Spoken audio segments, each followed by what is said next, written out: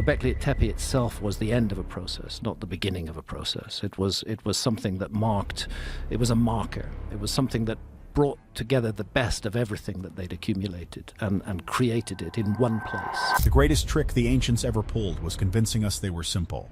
For 30 years, we have excavated the limestone rings of Göbekli Tepe, marveling at the art but dismissing the builders as unsophisticated foragers. But the dirt has finally given up its biggest secret. Beneath the surface lies a unified, complex geometric plan that links the monumental pillars in a way that defies coincidence. In the pillars, we might be able to understand why the site was constructed.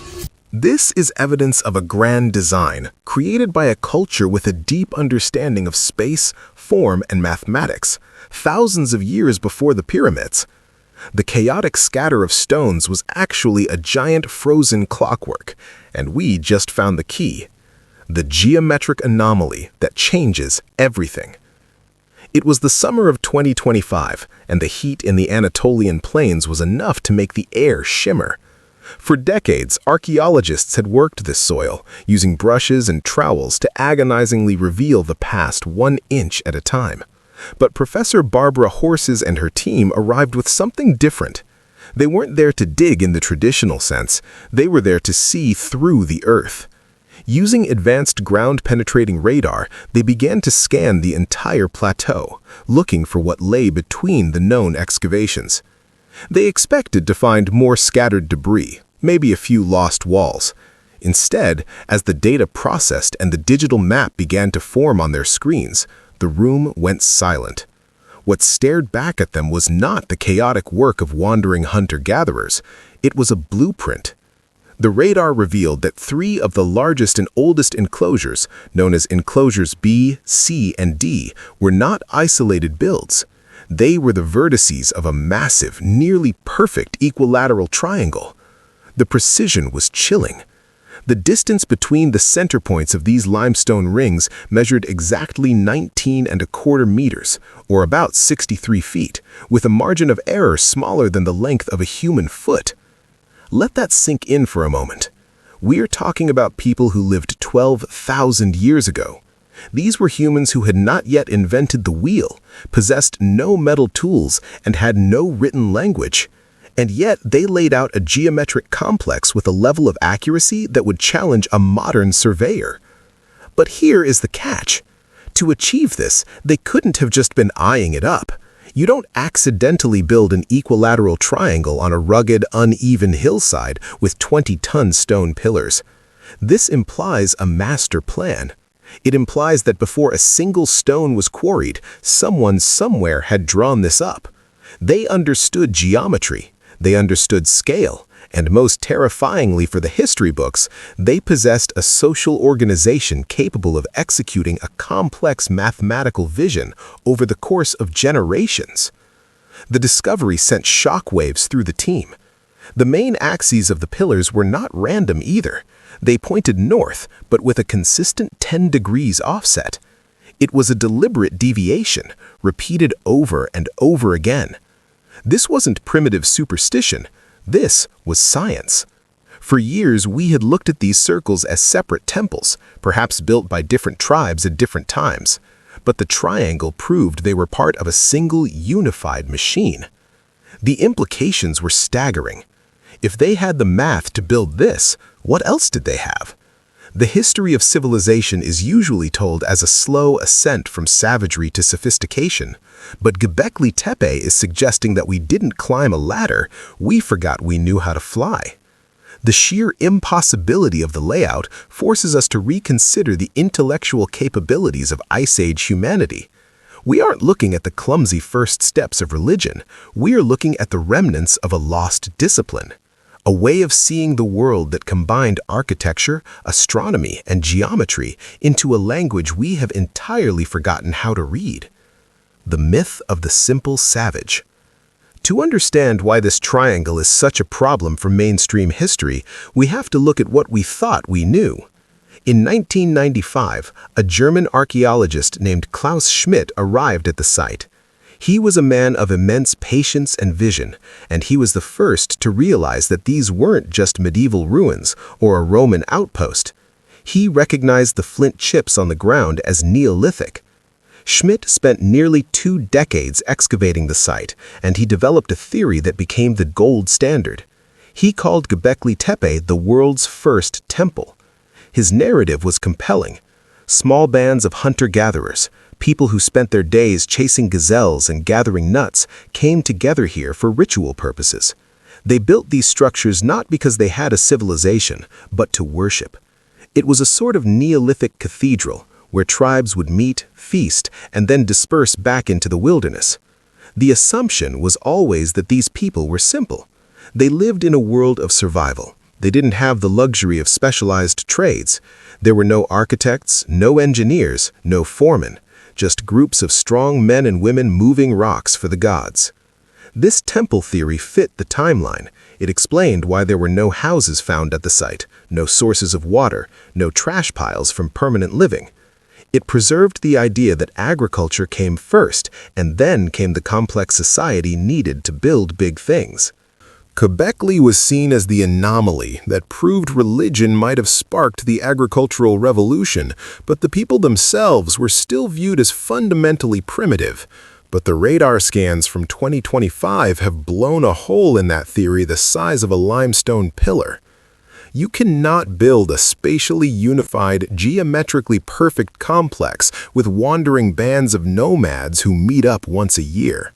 The planning required for the triangle layout demands a class of experts. It requires people whose job was not to hunt, but to think. It requires storage of information. If you are laying out a plan that spans decades of construction, you need a way to keep the measurements consistent. You need a standard unit of measure. The old guard assumed the subtle similarities between the enclosures were just stylistic copying, like one tribe seeing what the other did and trying to match it, but the geometry proves it was a single project. Enclosure D, the largest and most impressive, anchors the apex of the triangle. Enclosures B and C form the base, their central pillars running parallel to the triangle's southern side. This isn't copying, this is integration.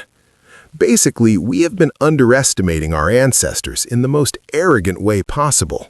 We looked at their stone tools and assumed they had stone minds, but the mind that conceived of that triangle was just as sharp, just as capable of abstract thought, and just as obsessed with precision as the mind of a modern architect. The only difference was the technology they had on hand to realize their vision. The findings suggest that the simple hunter-gatherer is a myth we created to make ourselves feel more advanced. The people of Göbekli Tepe weren't stumbling in the dark. They were operating with a high level of cultural and scientific sophistication that vanished, leaving us with only the stones and a puzzle we are barely smart enough to solve. The weight of the impossible. Let's step back from the geometry for a second and talk about the sheer physical reality of this place. It is easy to look at a diagram and forget the sweat and blood involved. The pillars at Göbekli Tepe are T-shaped monoliths. Some of them are up to 20 feet tall. They weigh between 10 and 20 tons. That is 40,000 pounds of solid limestone. And remember, this is 11,000 years ago. There are no cranes, there are no pulleys, there are no wheels. There are no beasts of burden, no oxen, no horses. Every single ounce of that stone had to be moved by human muscle. The quarries were located on the plateau itself, often hundreds of feet away from the enclosures. The builders had to carve these massive blocks out of the bedrock using only flint tools. Imagine trying to carve a 20-ton block of stone with a piece of sharp rock. The vibration alone would shatter your hands. The patience required is agonizing. Then they had to lift it. Experimental archaeology suggests you need roughly 500 people to move a 10-ton stone on rollers and ropes. But they didn't have rollers in the traditional sense, and making rope strong enough to hold 40,000 pounds from plant fighters is an industrial feat in itself. Now consider the triangle. It is one thing to drag a stone into a hole. It is another thing entirely to place it with cinium precision to satisfy a geometric blueprint. If enclosure D is the apex, and it is off by even a few degrees, the geometry fails. The logistics of this operation are mind-boggling. You have hundreds of workers. They need to be fed. They need water. This is a semi-arid region. You can't just hunt enough gazelle to feed a workforce of 500 men every day. You need a surplus. You need a supply chain. This brings us back to the idea of the temple. The new evidence suggests this wasn't just a place of worship. It was a center of industry and administration. To orchestrate the movement of thousands of tons of stone, to create a mathematically perfect layout, you need hierarchy, you need leaders, you need a society that is structured and disciplined. The sheer caloric cost of Göbekli rewrites the economic history of the Neolithic. You don't burn that much energy for a whim. The why of the construction had to be existential. They weren't just building for the sake of it. They were building because they believed their survival depended on it. And get this, they didn't just build it, they crafted it. The pillars are not rough blocks. They are smoothed, dressed, and carved with high-relief sculptures. This adds another layer of complexity. You have artisans. You have people who are not hauling stone, but spending months refining it. This division of labor is the hallmark of civilization. It is what we see in Rome, in Egypt, in the Maya. To find it here, 7,000 years before the pyramids, is like finding a jet engine in a steam train factory. The physical reality of the site proves that the social software of humanity was already running version 10.0, while we thought they were still on version 1. The calendar of the dead. If the geometry is the hardware of Göbekli Tepe, the carvings are the software. For years, tourists and experts alike marveled at the zoo of animals carved into the pillars. There are lions, foxes, boars, cranes, and snakes. It looks like a celebration of the natural world. But Dr. Lina Yilmaz, a specialist in prehistoric symbolism who joined the 2025 team, realized it wasn't just art, it was a clock. Her team cataloged every single animal motif and its position. They found a pattern that previous excavators had missed because they were looking at the stones individually, not as a system. Take the vultures. In almost every instance, the vulture carvings are placed near the tops of the pillars, and they are almost always facing east. Why east? East is the rising sun. It is the start of the day. But in the ancient world, the vulture wasn't just a scavenger. It was the vehicle of the soul. In sky burial traditions, which existed in this region for thousands of years, bodies were left out for vultures to pick clean. The bird takes the dead into the sky. Placing them east, facing the sunrise, connects death with rebirth. It suggests a solar cycle. Then there are the scorpions. They are consistently found low on the pillars, often on the southern faces. In the night sky of this region 11,000 years ago, the constellation of Scorpio would have been low on the southern horizon during specific months of the year, likely the season of drought or danger. Dr. Yilmaz believes the pillars are not just decorated, they are informational. They are a library. The combination of a bull, a fox, and a crane on a specific pillar might not be a random scene. It could be a timestamp. It could mark a specific date, a specific astronomical event, or a ritual season. This transforms Göbekli from a temple into an observatory. The wild theories often talk about aliens or lost high-tech civilizations, but the truth is more grounded and more impressive. These people were obsessed with time. Without written calendars, they used the stones to track the wobble of the earth and the cycle of the seasons. The geometric precision of the triangle layout likely aided in this. If you stand at the apex in enclosure D and look towards the base pillars in B and C, you might be sighting specific stars as they rose over the horizon millennia ago.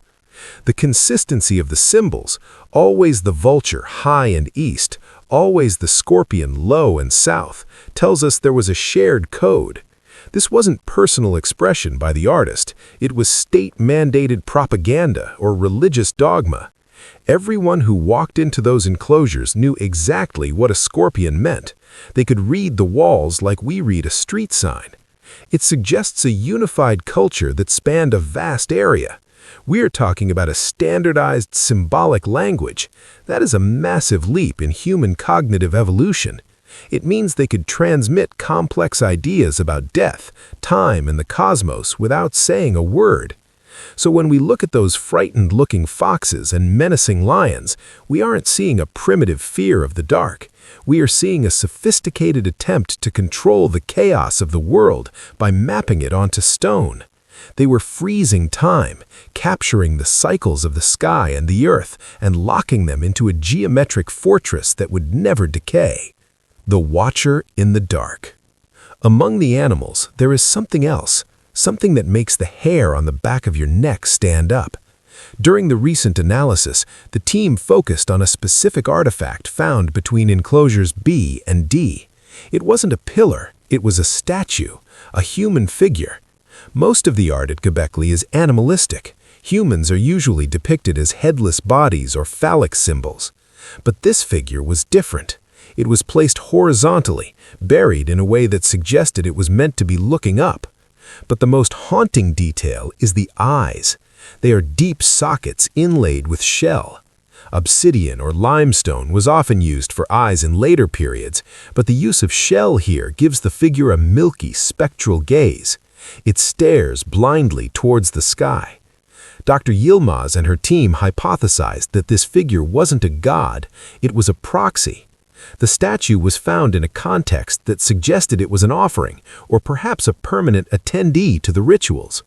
The wear patterns on the stone show it was handled, touched, and rubbed for generations before it was buried. Think about the implications of a watcher. It implies the concept of a witness. If the rituals at Göbekli were tied to the movement of the stars and the geometric alignment of the site, maybe this figure was meant to permanently observe the event, even when the people left. The Watcher remained, its shell eyes fixed on the heavens, ensuring the ritual continued in perpetuity. This figure connects the geometry to the humanity of the builders. It adds a layer of desperate hope to the site. They didn't just build these massive machines of stone for utility, they built them to interact with the unseen. The shell eyes reflect a desire to see beyond the physical realm. It also hints at a hierarchy of being. You have the animals, which represent the forces of nature and time. You have the pillars, which represent the ancestors or the gods. The T-shape is often thought to be a stylized human form. And then you have this smaller, detailed human figure, perhaps representing the living or a specific shaman, frozen in a state of eternal awe. The placement of the figure is crucial. It sits within the geometric web of the triangle, almost like a pilot in a cockpit. Was it meant to activate the energies of the site? Was it a guardian? Or was it a warning? The fact that it was buried with such care tells us it was sacred. It wasn't discarded trash, it was decommissioned.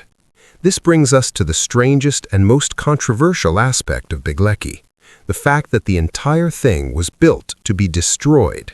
The Great Burial. Here is the part that keeps archaeologists awake at night. We usually find ruins because they fell down. Time, wind, and rain erode cities until they're just mounds of dirt. But Göbekli didn't fall, it was buried. And I don't mean it got covered by a mudslide. I mean the builders, the same people who spent decades quarrying 40,000-pound stones and arranging them in a perfect triangle, decided one day to cover the whole thing up.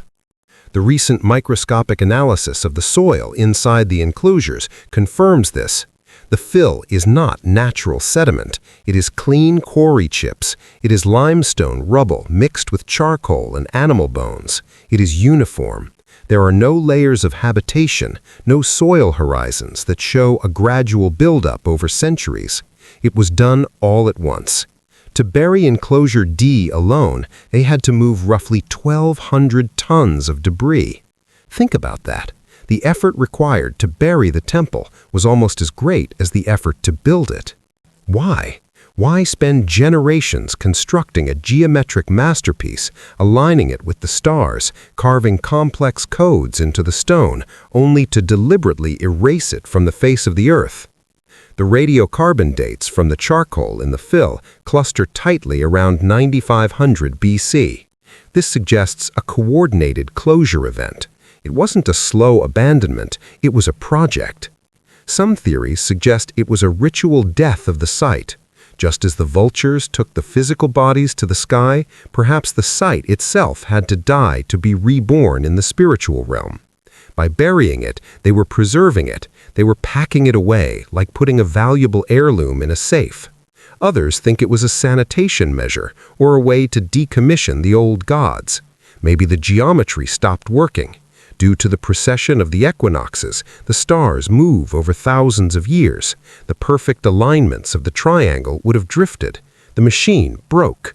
So instead of fixing it, they buried it and built a new one on top. This cycle of building and burying happened for over 1,000 years. It suggests a culture that was in a constant state of renewal. They weren't attached to the physical object. They were attached to the act of creation. But the burial of the triangle enclosures, the oldest and largest ones, feels different. It feels final. The fill is packed so tightly that the pillars are preserved in pristine condition. They wanted this to last. The charcoal mixed in the fill is interesting too. It suggests feasting. Huge fires were lit, animals were consumed, and the remnants of these feasts were thrown into the pit as it was filled. It was a funeral for the gods. This deliberate act of closure challenges everything we know about human behavior.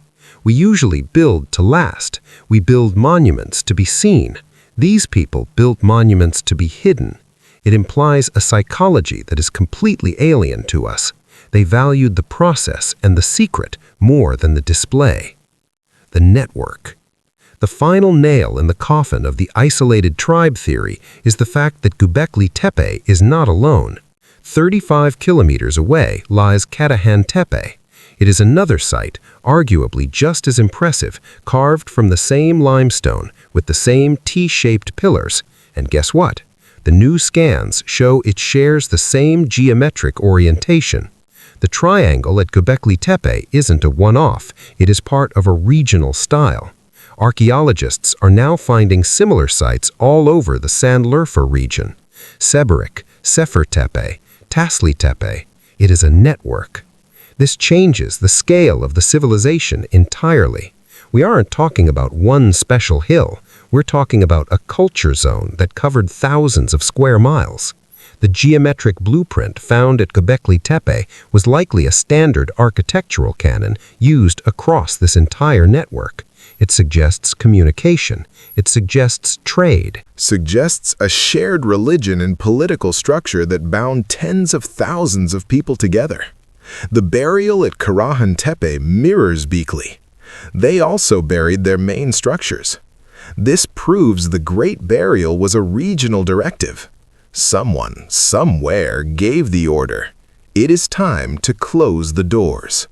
And across the region, thousands of people stopped what they were doing and began to shovel dirt. This level of coordination is frighteningly modern. It reminds us of a government decree.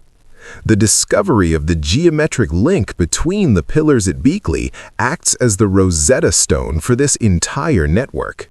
It proves that there was a golden mean or a sacred geometry that dictated how these people interacted with their world. We are looking at the first true civilization. It didn't have cities in the way we think of them with streets and shops, but it had the mind of a city. It had the organization, the specialization, and the shared ideology of a great empire. The secret of Göbekli Tepe is not just that they built big stones, it is that they thought big thoughts. They mapped the chaos of the universe into a triangle of stone, and then, when the time was right, they buried it to keep it safe from time itself. They knew we would find it, or maybe they hoped we wouldn't. The geometry proves that we have amnesia. We have forgotten who we are. We think we are the pinnacle of progress, looking back in pity on the cavemen. But those cavemen built a machine of stone that lasted 12,000 years, while our skyscrapers crumble in a century. As the radar scans continue and more dirt is cleared, we are likely to find that the triangle is just the beginning. The pattern probably extends further, linking sites we haven't even found yet. The history books are wrong. The timeline is broken, and the ghosts of Göbekli Tepe are laughing at us, waiting for us to catch up to the math they mastered before we even learned to plant a seed. Does this change how you see our past? Or do you think there is still a piece of the puzzle we are missing? Smash that like button, subscribe for more deep dives into the unknown.